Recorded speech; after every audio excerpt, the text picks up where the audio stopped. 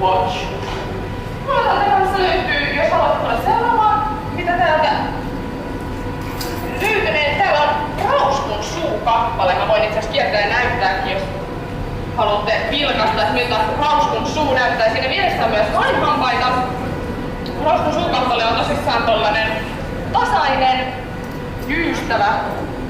Ainoa osa, mikä tosta kaverista on luuta, eli täysin rustosta tehty rauskut. Voitte vähän kokeilla täältä korvan yläosasta väännellä. Tältä rauskut tosissaan tuntuvat.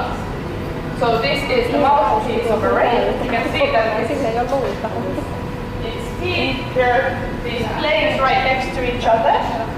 Right next to it you can also see some sharp teeth there. A bit differentiate. They're sharper than the raised mouthpiece is. Sä voit kokeilla omaa korvaa, niin rauskut on ton tuntuisia. So they don't have any bones in their body except their teeth. You can actually touch your ear and twist it around. This is what the ray feels like, since the top of your ear is hardened as well. Näin.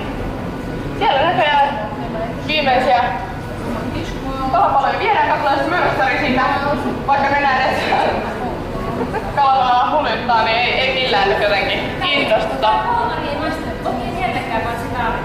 No, Arja syö sitten. You can see that the sharks aren't too interested about the squid, but the ray is. Sieltä on pikkupuolelle. Mahtavaa.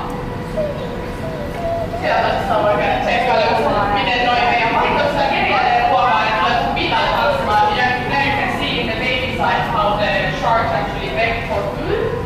Since they are used to getting food every other day around the same time, in a similar setting, they will start to come up to the surface just like the rays are to ask for food, just like any pets that you might have at home and do.